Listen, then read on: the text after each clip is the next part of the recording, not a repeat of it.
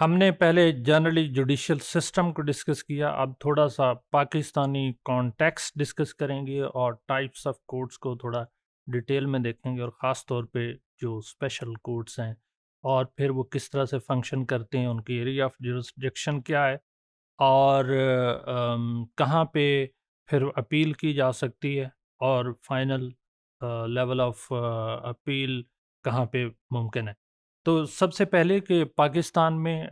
جیسے باقی انسٹیٹیوشن ایک ٹرانزیشن سے گزرے ہیں، تو اسی طرح سے جوڈیشل سسٹم بھی ایک ٹرانزیشن سے گزرا ہے۔ پہلے مجسٹریٹ کا سسٹم اور ایگزیکٹو کے انڈر یہ پورا جوڈیشل سسٹم تھا، لیکن وقت کے ساتھ ساتھ جوڈیشل اسٹرگل کی وجہ سے، and particularly after 2007 this struggle of judicial activism started, اور اس کی وجہ سے سپریشن آف پاورس کا کانسیپٹ فائنلی پاکستان کے اندر ممکن ہوا۔ اس میں جوڈیشری کے پاس پہلے جوڈیشری ایگزیکٹو کا ایک آرگن یا حصہ تھی، اب ٹوٹلی ڈفرینٹ یعنی انڈیپینڈنٹ انسٹیٹیوشن کے طور پہ مرج ہوا۔ خاص طور پہ جو اپر کورٹس ہیں یا ہائر کورٹس ہیں، ان میں High Court and Supreme Court of Pakistan I mean, although کہ لوور کورٹس میں still somewhere problems ہیں، but still they got also recognition as an independent institution within the country۔ یہاں میں آپ کے سامنے جو ڈفرینٹ ٹائپس آف کورٹس ہیں ان کو ہائی لائٹ کروں گا، جس میں سے سب سے امپورٹنٹ مثال کے طور پہ یہاں آپ کے سامنے کورٹس جو نظر آ رہی ہیں، جو سب سے لوور لیولز ہوتے ہیں وہ ڈسٹرکٹ کورٹس ہیں، پھر اس کے اوپر جو ہے نا وہ ہائی کورٹس آتی ہیں، لیکن اس کے علاوہ جو اسپیشل کورٹس ہیں جیسے ایکسائز اینڈ سیلز، ٹیکس سے اپیل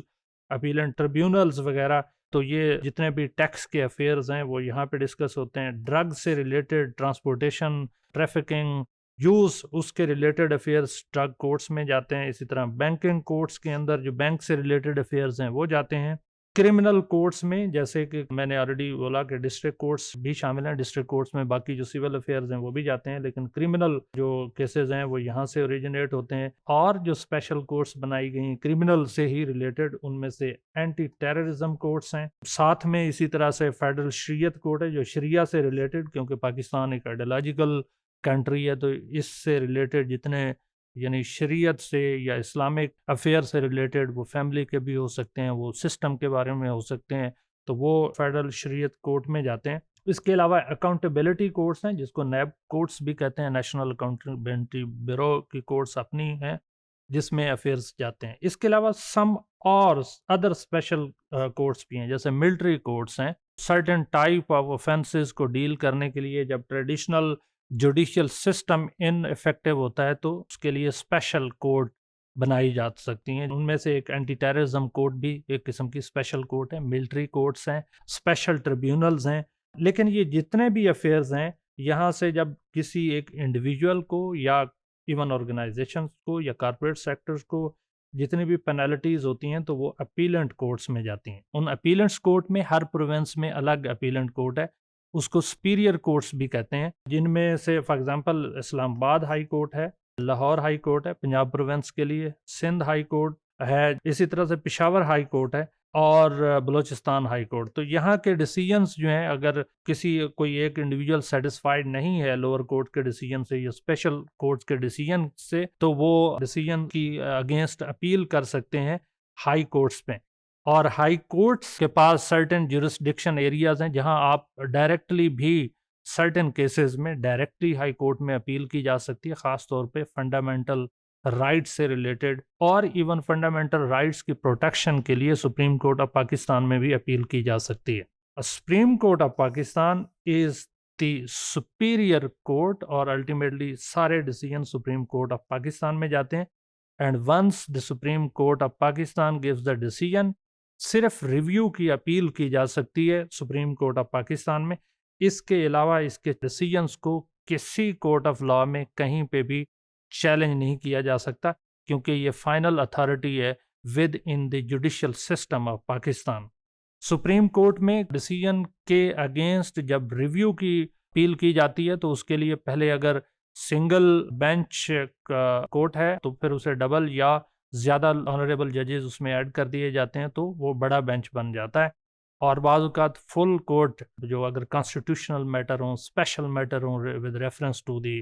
کانسٹیٹیوشنل ایشوز یا کانسٹیٹیوشنل ٹربل یا کانسٹیٹیوشنل کنٹروورسیز، تو اس کے لیے فل کورٹ بھی بلایا جا سکتا ہے، لیکن اس کے اگینسٹ کہیں پہ بھی کنٹری میں اپیل نہیں کی جا سکتی۔ تو ہم نے اس میں ڈسکس کیا کہ جو سٹرکچر ہے کورٹس کا یا جوڈیشل سسٹم کا پاکستان میں وہ ہیرارکیکل ہے، جیسے باقی دنیا کے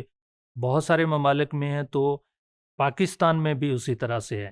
اور جیسے دنیا کے بہت سارے ملکوں میں جوڈیشل سسٹم کے اندر چیلنجز ہیں تو پاکستان میں بھی اسی طرح کے چیلنجز ہیں، جیسے کہ بہت ساری ڈیولپنگ کنٹریز کے اندر کورٹس کے اوپر فنگر ریزنگ کی جاتی ہے، تو انفارچونیٹلی کہیں کہیں ہمارے ہاں بھی ہے، آلدو کہ آفٹر دا جوڈیشیل انڈیپینڈنس یا separation of power issues relatively کم ہوئے، dependency level of the cases یا ڈیلے کیسز لوور کورٹس میں بہت زیادہ ہیں لیکن ہائر کورٹس میں بھی ہیں،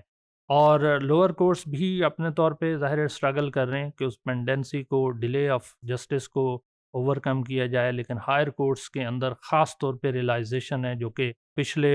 دا جوڈیشیل اسٹرگل کے بعد آفٹر 2007 وہاں کافی امپرومنٹ کی گئی ہے اور وقت کے ساتھ ساتھ امپرومنٹ کی جاتی رہی ہے۔ اوور آل جو پورا جوڈیشیل سسٹم ہے یہ ریفلیکٹ کرتا ہے، جیسا کہ ڈیبیٹس میں ہے کہ آلدو اس کے اندر بہت زیادہ ٹربل ہیں، still it is one of the most effective way to provide the criminal justice system not only in the world but also in Pakistan۔ تو criminal justice system یا civil justice system کے اندر